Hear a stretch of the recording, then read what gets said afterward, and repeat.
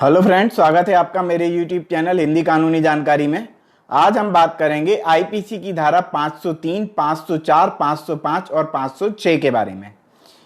ये जो धाराएं हैं ये आपराधिक अभित्रास से संबंधित हैं। आपराधिक अभित्रास का मतलब ये है कि अपराध पूर्वक धमकी दिए जाने से, यानी कि कोई व्यक्ति किसी दूसरे व्यक्ति को धमकी देता है तो वह कौन सा अपराध कारित करता है उसको बोलते हैं अभित्रास। और उसके अंतर्गत सजा का क्या प्रावधान है हम यहाँ पर बात कर रहे हैं। तो सबसे पहले हम समझ लेते हैं आपराधिक अभित्रास की परिभाषा। उसको समझने से पहले मैं आपको बता दूं कि यदि आप हमारा पिछला वीडियो देखना चाहते हैं तो एक बार यहाँ पर जरूर क्लिक करें। यहाँ से आप पिछला वीडियो अवश्य रूप से देखें। अब हम बात कर लेते हैं आईपीसी की धारा 503 के बारे में। अभित्रास की परिभाषा क्या है? अभित्रास, जो कोई व्यक्ति, पहले तो हम अभित्रास की परिभाषा को सिंपल वे में समझ लें कि यदि कोई व्यक्ति किसी दूसरे व्यक्ति को धमकी देता है तो ये कहलाएगा आपराधिक अभित्रास। अब हम इसको समझ लेते हैं कि इसकी परिभाषा में क्या लिखा हुआ है कि जो कोई व्यक्ति किसी व्यक्ति के शरीर, ख्याति या संपत्ति को या किसी ऐसे व्यक्ति के शरीर, ख्याति को जिससे कि वह हितबद्ध है, यानी कि वो उसका हित रखता है, कोई क्षति करने की धमकी उस अन्य व्यक्ति को इस आशय से देता है कि उसे संत्रास कारित किया जा सके, यानी कि उसको दुख पहुंचाया जा सके, या उससे ऐसी धमकी के निष्पादन का परिवर्जन करने के साधन स्वरूप कोई ऐसा कार्य कराया जाए, यानी कि उससे कोई ऐसा कार्य, कोई ना कोई उससे काम बताया जाए कि भैया ये काम करना, और यदि ये काम नहीं करेगा तो मैं तुझे मारूंगा या पीटूंगा या जान से मार दूंगा, इस प्रकार की कोई धमकी देता है तो यानी कि किसी काम को कराया जाए जो विधिक नहीं है या जो वो करना नहीं चाहता, जिसे करने के लिए वैध रूप से आबद्ध ना हो। मतलब वैध रूप से जो आबद्ध नहीं है वो वैध रूप से उस काम को करने के लिए मजबूर नहीं है, लेकिन फिर भी उसको इस प्रकार से मजबूर किया जाए धमकी दे करके। दूसरा क्या, या किसी ऐसे कार्य को करने का लोभ किया जाए, यानी कि ऐसा कार्य करने से उसको मना किया जाए। कौन सा वाला? जिसे करने के लिए वह वैध रूप से हकदार है, यानी कि जो वो काम करने का हकदार है उसे वो काम करने से रोक दिया जाए, या और इस प्रकार से उसको धमकी दी जाए कि भैया ये काम मत करना, नहीं तो तेरे साथ ये करूंगा, मारूंगा, पीटूंगा, जो भी है, इस प्रकार की धमकी देना। यानी कि किसी व्यक्ति को किसी मार्ग पर जाने से रोक देना कि नहीं आप वहां नहीं जाओगे तो फिर देख लेना, मारेंगे फिर हम तुमको। तो इस प्रकार से कोई धमकी देना, यानी कि अभित्रास कारित करना। तो यहां पर हम देख लेते हैं, स्पष्टीकरण भी दिया है कि किसी ऐसे मृत व्यक्ति की ख्याति को क्षति करने की धमकी जिससे वह व्यक्ति जिसे धमकी दी गई है हितबद्ध है तो वो इस धारा के अंतर्गत आता है। यानी कि कोई ऐसा व्यक्ति जो मर चुका है उसकी ख्याति को यदि कोई दूसरा व्यक्ति हानि पहुंचाता है तो जो मरे हुए व्यक्ति का जो हितबद्ध व्यक्ति है, उसका रिश्तेदार है या उसका जो भी नातेदार है या जो भी मित्र है, यानी कि वो उससे हित रखता है, तो भी ये धमकी जो है इस धारा के अंतर्गत आएगी, यानी कि धारा 503 के अंतर्गत आएगी। अब हम बात कर लेते हैं आईपीसी की धारा 504 के बारे में।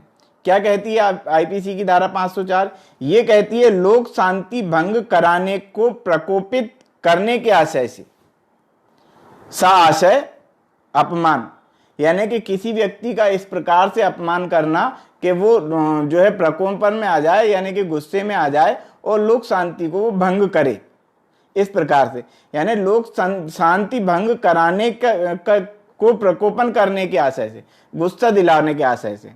तो अब यहां पर पढ़ लेते हैं क्या है। जो कोई किसी व्यक्ति को आशय अपमानित करेगा और तद द्वारा उस व्यक्ति को इस आशय से या यह संभाव्य जानते हुए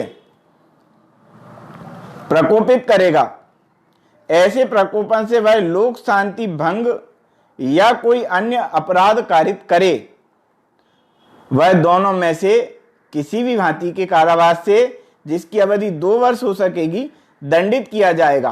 या फिर जुर्माने से भी दंडित किया जा सकता है, या फिर दोनों से भी दंडित किया जा सकता है। यानी कि या तो जुर्माना अकेला करके छोड़ दें, या अकेला कारावास की सजा दे दें, या दोनों भी उसको दे दें। ये डिपेंड करता है न्यायालय के विवेक पर। हम बात कर लेते हैं आईपीसी की धारा 505 के बारे में। आईपीसी की धारा 505 क्या कहती है? ये कहती है लोक कारक वक्तव्य, यानी कि जनहानि पहुंचाने के लिए कोई वक्तव्य दिया गया है या कुछ बोला गया है लोक के लिए, यानी कि जनहानि पहुंचाने के लिए कुछ शब्द बोले गए और उसके द्वारा इस प्रकार की हानि होना संभाव्य हो या हानि होती हो, तो वो आता है धारा 505 में। किस प्रकार से? मान लेते हैं कि आप सरकार के खिलाफ कोई गलत बात फैला दें जिसके कारण लोक शांति भंग हो जाए, या हिंदू को मुस्लिम के प्रति या मुस्लिम को हिंदू के प्रति भड़का दें और उससे दंगा हो जाए। इस प्रकार का जो कार्य यदि कोई व्यक्ति करेगा तो वो धारा 505 के अंतर्गत अपराध करेगा। अब हम देख लेते हैं उसमें सजा के जो प्रावधान है, हम उसके बारे में भी बात कर लेते हैं। सबसे पहले इसकी परिभाषा क्या है उसको समझते हैं। जो कोई किसी कथन को, यानी कि वो जो कथन कहने वाला है वो किस तरह से होगा वो हम देखते हैं। इस आशय से कि या यह संभाव्य जानते हुए कि भारत की सेना, नौसेना या वायुसेना का कोई ऑफिसर, सैनिक, नाविक या वायु सैनिक विद्रोह करे या अन्यथा वह अपने उस नाते अपने कर्तव्य की अवहेलना करे या उसके पालन में असफल रहे, अथवा या तो ये हो या दूसरा ये, इस आशय से या यह संभाव्य जानते हुए कि किसी भाग को ऐसा भय या संत्रास कारित करे जिससे कोई व्यक्ति राज्य के विरुद्ध या लोक प्रशांति के विरुद्ध अपराध करने के लिए उत्प्रेरित हो। यानी कि वो कोई या तो वो ऐसा काम करे, कैसा, जो भारतीय सेना, नौसेना और जो है वायुसेना के विरुद्ध कोई ऐसा कोई भावना फैला दे, कोई कथन फैला दे, या ऐसा कोई ऐसी बात कोई फैला दे जिसके कारण राज्य में शांति भंग होने की संभावना हो जाए राज्य के विरुद्ध। या फिर गा पॉइंट दिया है, इस आशय से या यह संभाव्य जानते हुए उससे व्यक्तियों का कोई वर्ग या समुदाय दूसरे वर्ग या समुदाय के विरुद्ध अपमान करने के लिए उद्दीप्त हो जाए। यानी कि हिंदू और मुस्लिम के प्रति दंगा फैलाने वाली बात कह देना या इस प्रकार के कोई वक्तव्य कह देना। कह देने से मतलब ये नहीं है कि सिर्फ जो है किसी से कह दिया और दूसरे से कह दिया, इसमें बहुत सारी चीजें शामिल हैं। जैसे पेपर में प्रकाशन करवा देना, मोबाइल पे व्हाट्सएप पे फैला देना, या किसी भी प्रकार से उसको जो है पब्लिक में फैला देना। फैलाने के बहुत सारे तरीके हैं। तो क्या है इसमें लिखा है कि यदि कोई इन तीन में से का खा गा तीनों पॉइंट पढ़ लिया हमने, यदि इन तीनों में से यदि कोई व्यक्ति इस प्रकार का काम से ऐसे वक्तव्य को रचेगा, प्रकाशित करेगा या परिचालित करेगा, वह कारावास से जो 3 वर्ष तक का हो सकेगा या जुर्माने से या दोनों से दंडित किया जाएगा। अब हम बात कर लेते हैं, यदि कोई व्यक्ति शत्रुता, घृणा और वैमनस्य या इस प्रकार के कथन फैलाता है और वो सार्वजनिक स्थान पर फैलाता है तो उसको सजा कितनी होगी, यहां पर ये भी हम देख लेते हैं। तो जो कोई व्यक्ति जनश्रुति या संत्रासकारी समाचार अंतर्विष्ट करने वाले किसी कथन या रिपोर्ट को इस आशय से कि या यह संभाव्य जानते हुए कि विभिन्न धार्मिक, मूलवंशी, भाषाई या प्रादेशिक समूहों या जातियों या समुदायों के बीच शत्रुता, घृणा या वैमनस्य की भावनाएं धर्म, मूलवंश, जन्म स्थान, निवास स्थान, भाषा, जाति या समुदाय के आधारों पर अन्य किसी आधार पर या फिर अन्य किसी आधार पर पैदा करेगा और उस ऐसे समाचार को रचेगा, प्रकाशित करेगा, कथन करेगा या किसी भी प्रकार से पब्लिक में फैलाएगा, तो क्या, तो वह दोनों में से किसी भी भांति के कारावास से जिसकी अवधि 3 वर्ष तक की हो सकेगी दंडित किया जाएगा, और जुर्माने से नहीं, या दंडित, या जो है जुर्माने से दंडित होगा या दोनों से दंडित होगा। यानी या तो जुर्माना करके भी छोड़ा जा सकता है, या 3 साल की सजा भी दी जा सकती है, या फिर दोनों ही उसको हो सकते हैं। यदि कोई व्यक्ति इस के अंतर्गत, यानी धारा 505 का जो सेकंड पॉइंट है उसके अंतर्गत इस प्रकार का अपराध करेगा तो। अब धारा 505 के अंतर्गत जो तीसरा पॉइंट है उसमें यह लिखा हुआ है कि पूजा के स्थान आदि में किया गया उपधारा 2 के अधीन अपराध, यानी कि अभी जो हमने पढ़ा ना, धर्म, मूलवंश, जाति, इन सब के विरुद्ध या वो किसी प्रकार की भावना फैलाता है या किसी प्रकार का संत्रास कारित करता है, तो उसको जो है 3 साल की सजा दी है। लेकिन यदि यही वाली बात वो किसी धार्मिक स्थल पर, पूजा के स्थान पर, किसी मंदिर में, किसी मस्जिद में, किसी गुरुद्वारे में, किसी चर्च में, इस जगह पे फैलाता है, तो उसको सजा का क्या प्रावधान है वो यह बताएगा। तो जो कोई उपधारा 2 में विनिर्दिष्ट अपराध, अभी हमने जो पढ़ा ना, मूलवंश, जाति वगैरह सब अपराध, किसी पूजा के स्थान या किसी जमाव में जो धार्मिक पूजा या धार्मिक कर्म करने में लगा हुआ हो, करेगा, वह कारावास से जो 5 वर्ष तक का हो सके, ऊपर हमने पढ़ा 3 साल का, यहां पर बताया 5 साल तक का हो सकेगा, दंडित किया जाएगा, या नहीं है इसमें है और जुर्माने से भी उसको दंडित किया जाएगा, यानी जुर्माना भी उस पर लगेगा। तो ये हमने पढ़ा धारा 505 के बारे में। इसमें 3 प्रकार की सजा दी गई है कि क्या दिया गया है कि लोक रिष्टिकारक यदि कोई वक्तव्य देता है तो उसको 3 साल की सजा है। यदि वो किसी हिंदू मुस्लिम दंगे को फैलाने के लिए वक्तव्य देता है, कथन करता है, तो उसको 3 साल की सजा है। और यदि वो धार्मिक स्थलों पर किसी प्रकार का वक्तव्य देता है, इस प्रकार का जो लोक शांति को भंग करता हो और लोक रिष्टि करता हो, जनहानि करता हो, तो उसमें 5 साल की सजा यहां पर बताई गई है। अब हम बात कर लेते हैं आईपीसी की धारा 506 के बारे में। आईपीसी की धारा 506 क्या कहती है? ये कहती है अपराध अभित्राश, आपराधिक अभित्राश के लिए दंड। यहां पर बताया गया है कि यदि कोई व्यक्ति किसी दूसरे व्यक्ति को धमकी देता है तो उसके लिए दंड के क्या प्रावधान है, यहां पर यह क्या बताया गया है? जो कोई आपराधिक अभित्राश का अपराध करेगा, मतलब किसी को धमकी देगा, वह दोनों में से किसी भी भांति के कारावास से जिसकी अवधि 2 वर्ष हो सकेगी दंडित किया जाएगा, या जुर्माने से भी दंडित होगा, या दोनों से उसको दंडित किया जा सकेगा।